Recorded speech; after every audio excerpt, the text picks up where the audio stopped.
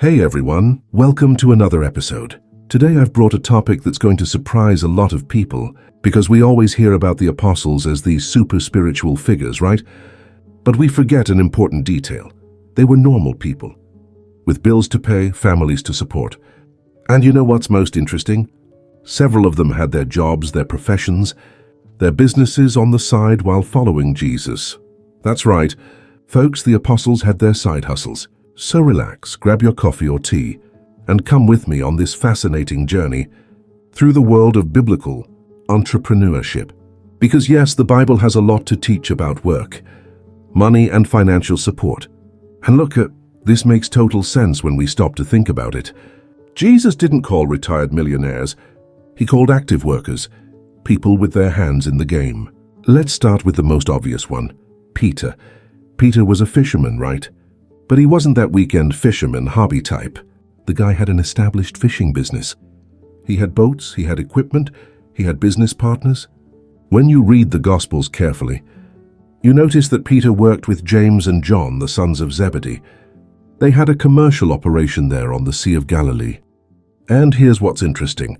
Even after he started following Jesus, Peter goes back to fishing several times. That famous scene of cast the net on the other side happens precisely when Peter had returned to work. So getting back to Peter and his fishing operation, we see this clearly in Luke chapter 5, verses 1 to 11, when Jesus finds Peter washing the nets after a whole night of work without catching anything. And pay attention to this, the guy had employees.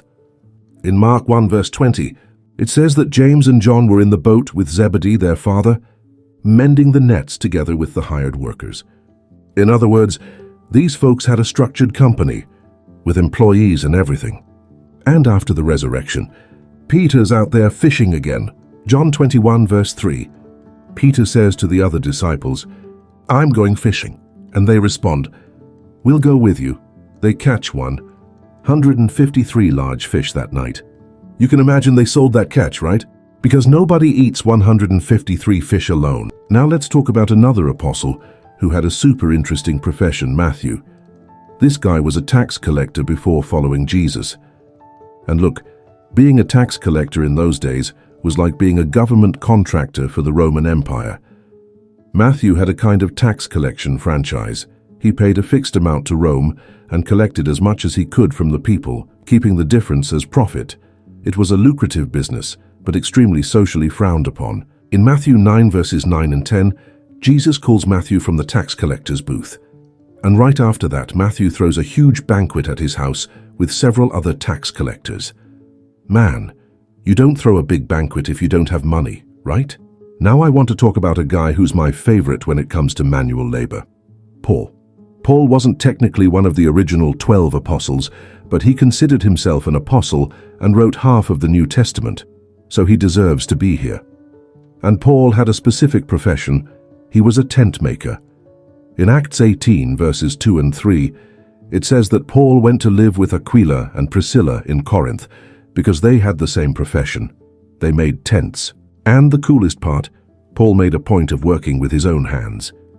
In Acts 20, verse 34, he tells the leaders of Ephesus, "You yourselves know that these hands served my needs and the needs of those who were with me."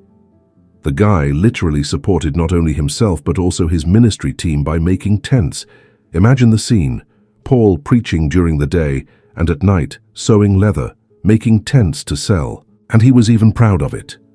In 1 Thessalonians 2 verse 9, Paul reminds the Thessalonians, "We worked night and day so as not to be a burden to anyone." And in 2 Thessalonians 3 verses 7 to 9, he goes further and says he worked hard to be an example, to show that whoever doesn't want to work shouldn't eat either.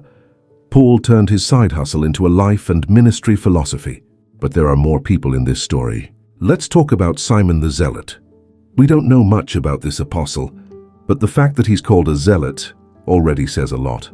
The Zealots were a political group, and many of them were craftsmen, manual workers who also had this revolutionary vision. Simon probably had some profession related to craftsmanship or trade. It was common in those days. And look how interesting. Jesus chose a tax collector who worked for the Roman government and a zealot who was against the Roman government, in the same group of 12. That alone shows that the environment there was one of total diversity, including professionally. Now, there's another fascinating detail about how these guys supported themselves. In Luke 8 verses 1 to 3, the Bible mentions that there was a group of women who followed Jesus and the disciples and supported them with their own resources. Among them Joanna, the wife of Chuza, who was Herod's steward. In other words, there were people with financial resources helping to fund the whole operation. But that doesn't mean the disciples sat around doing nothing. The thing is, following Jesus wasn't a salaried job. There was no fixed salary, no Christmas bonus, no paid vacation. The guys had to make it work. And they made it work by doing exactly what they knew how to do: fishing, making tents using their skills. Jesus never asked anyone to completely abandon their professions in the sense of never working again. He asked them to abandon the mentality of putting money first. There's a passage in Matthew 6, verses 25 to 34, where Jesus talks about not worrying about tomorrow, about how God takes care of the birds and the flowers. But notice that Jesus isn't saying people shouldn't work. He's saying not to live anxiously, not to make money an idol, so much so that right after, in Matthew 10 verse 10, when Jesus sends out the 12 on a mission, he says the worker is worthy of his wages. Work has always been valued, and this continues in the early church. In Acts 18, we see Paul working during the week and preaching on Sabbaths in the synagogue. Verses 4 and 5 show this clearly. When Silas and Timothy arrive from Macedonia, probably bringing an offering, only then can Paul dedicate himself entirely to preaching for a while. But until then, hands in the dough, literally. So what's the big lesson here, folks? The apostles teach us that honest work is not inferior to spiritual life. They show that you can serve God and have a profession, a business, a source of income. In fact, having financial stability through work gives you better conditions to serve freely without depending on anyone. Paul sums this up perfectly in Ephesians 4 verse 28. Let the thief no longer steal, but rather let him labor, doing honest work with his own hands, so that he may have something to share with anyone in need. Look at this beautiful vision. Working not just to support yourself, but to be able to help others. So next time you feel ashamed of your work, or think your profession is less spiritually important, remember the apostles with the smell of fish on their hands, with calluses from sewing leather. And if this episode was useful to you, hit that like button down below, subscribe to the channel so you don't miss the next content, and comment which biblical profession you identify with most. Thanks everyone, and see you in the next episode.